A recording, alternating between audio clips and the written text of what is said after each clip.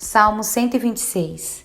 Não sabemos quem escreveu esse salmo, mas muito provavelmente o fez na época em que o povo judeu foi liberto do cativeiro babilônico e puderam voltar para Israel.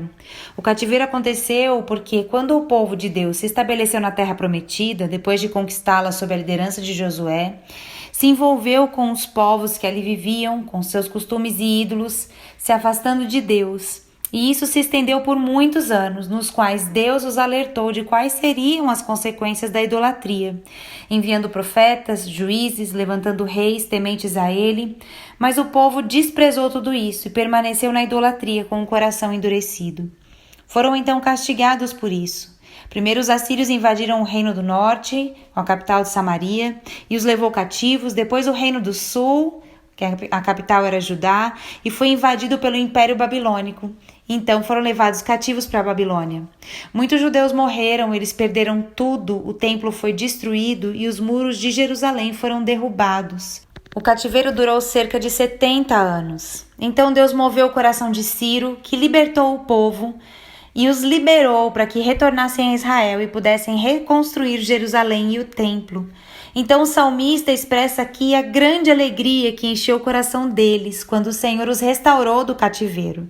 Depois de tantos anos, ficaram como quem sonha e não continham a alegria, de tal maneira que os povos das outras nações que ali estavam diziam: grandes coisas o Senhor tem feito por eles.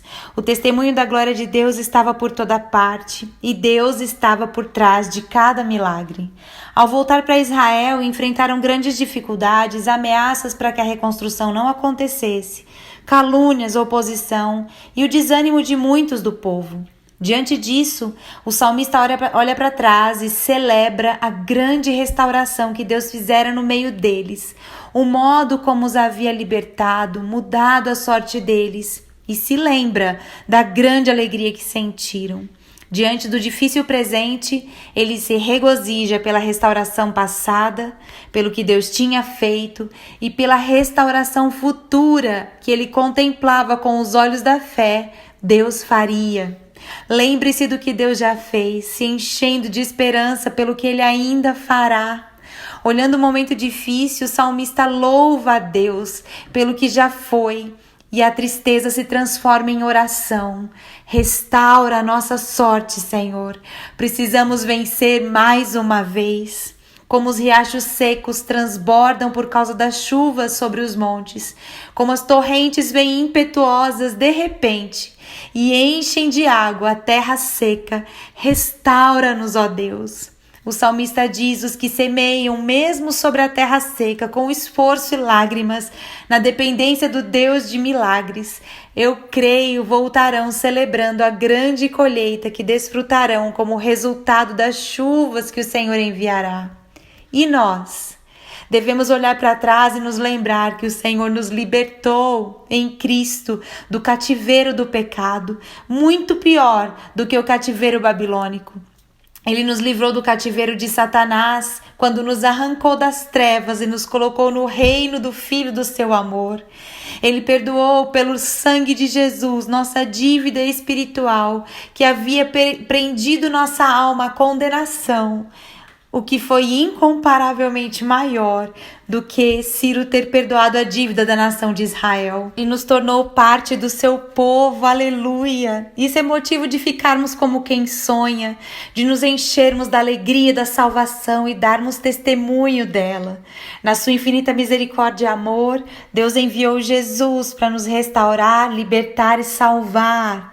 Muito mais do que uma terra, Ele nos fez herdeiros dele, aleluia! Essa alegria deve encher nosso coração. Grandes coisas fez o Senhor por nós.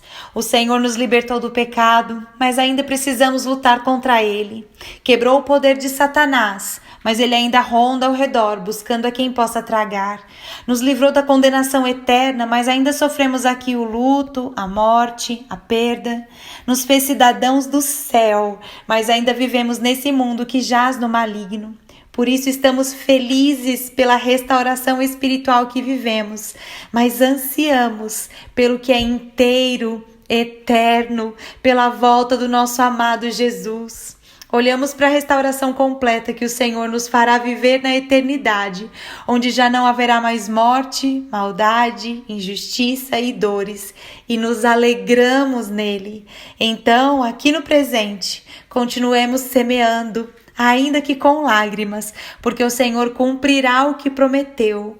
Jesus virá com poder e grande glória, e os que forem fiéis até a morte receberão a coroa da vida. Aleluia!